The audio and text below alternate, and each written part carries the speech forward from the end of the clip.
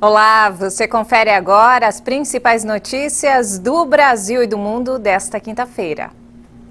Eu abro essa edição com um alerta divulgado pela ONU nesta quinta-feira. Segundo a entidade, o mundo corre um sério risco de não cumprir a meta da redução de emissões de gases que contribui para o aquecimento global.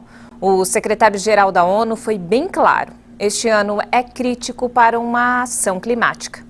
O estudo aponta que a retração econômica imposta pela pandemia causou apenas uma redução temporária das emissões e não foi capaz de reverter os níveis crescentes na atmosfera dos gases que intensificam o efeito estufa. Nesse ritmo de emissões, não será possível atingir as metas do Acordo de Paris e evitar o aumento da temperatura do planeta em 1,5 graus. Existe 40% de chances desse aumento já ocorrer nos próximos 5 anos. As consequências são fenômenos climáticos extremos que provocam mortes, perdas econômicas e também de ecossistemas em todos os continentes.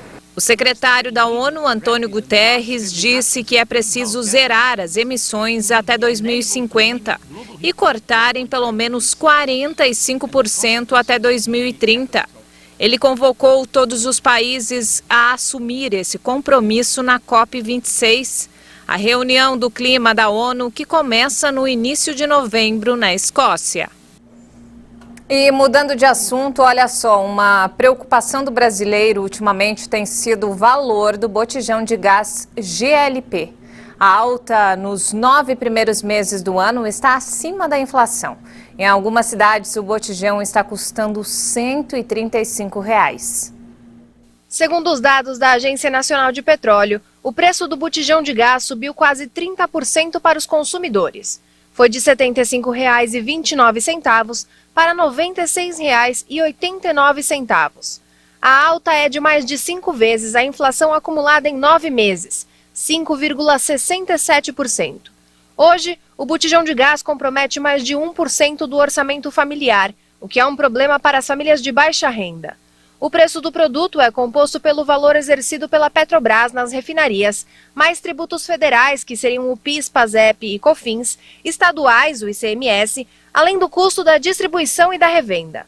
O preço do petróleo nas refinarias subiu, o que muda o valor final do produto. A desvalorização do real também interfere, uma vez que o custo de importação fica maior. As despesas com transporte e manuseio também estão mais caras. Alguns estados ainda sofrem com o aumento do ICMS. Em alguns lugares, os consumidores chegam a pagar R$ 135 por 13 quilos, quase 10% de um salário mínimo. Diferente de outras coisas, o gás de cozinha tem poucos substitutos e um deles também vai impactar no orçamento familiar: o fogão elétrico. Com o aumento do valor da energia elétrica, o consumidor não tem alternativa. Precisa escolher onde vai gastar mais. O Ministério da Saúde suspendeu a imunização contra a Covid de adolescentes dos 12 aos 17 anos sem comorbidades.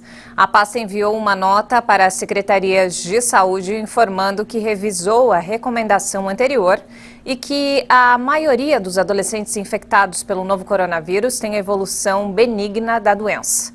No texto, a Anvisa afirma que os benefícios da vacinação nesse público não estão claramente definidos e que a OMS não recomenda a imunização de crianças e adolescentes.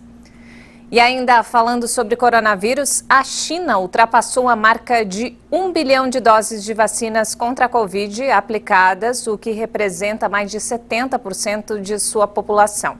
O país foi o primeiro afetado pelo novo coronavírus e também a sair da crise sanitária.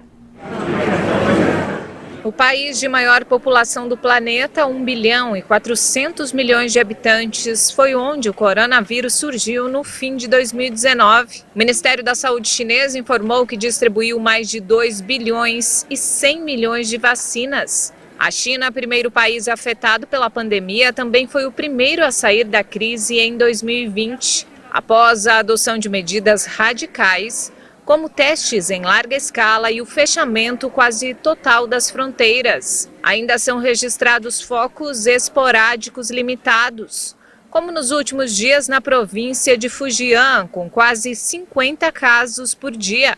O balanço oficial de mortes por Covid-19 na China é de 4.636 pessoas.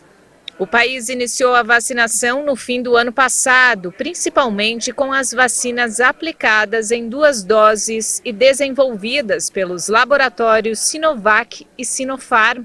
Mas a taxa de eficácia dos imunizantes deixa dúvidas, principalmente em relação às variantes mais resistentes, como a Delta.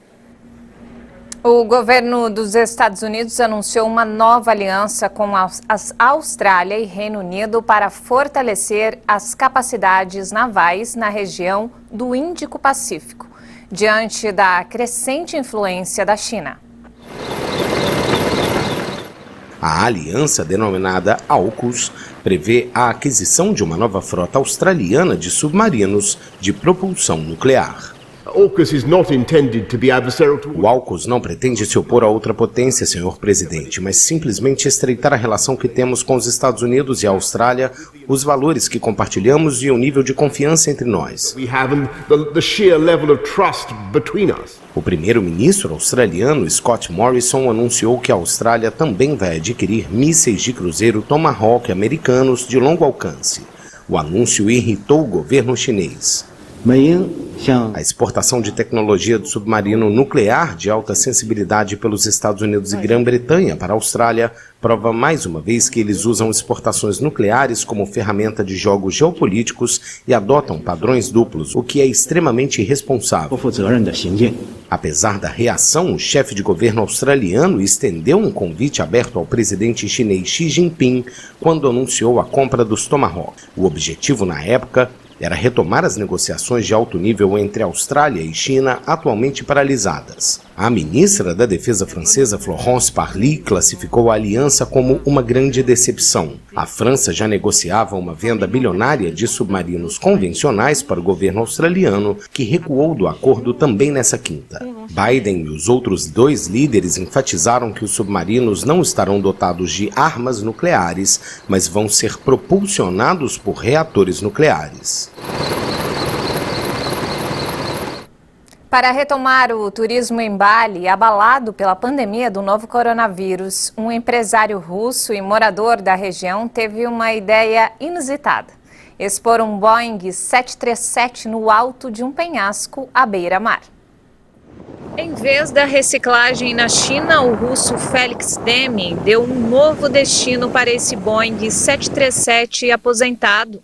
O avião foi adquirido pelo empresário que resolveu rebocar e exibir um novo brinquedo no topo de um penhasco com vista para a praia de Niang Niang, em Bali. Segundo ele, o objetivo é atrair turistas para a ilha ausentes desde o início da pandemia da Covid-19. A Covid foi uma batalha para Bali. Não houve turistas nos últimos 2 anos por causa do lockdown. Quero tornar o avião um ícone para mostrar a esperança de que os turistas estarão de volta em Bali. Para conseguir realizar a instalação das partes do Boeing, operários tiveram de usar guindastes em um processo que durou uma semana. O empresário contou que o objetivo é transformar o avião em um alojamento para turistas e atrair curiosos em busca de fotos inusitadas. As autoridades de Bali suspenderam algumas restrições na ilha. A região passou por uma forte onda de casos e óbitos por coronavírus em julho e agosto. E essa edição fica por aqui. Mais informações ao longo da nossa programação. Ótimo dia para você.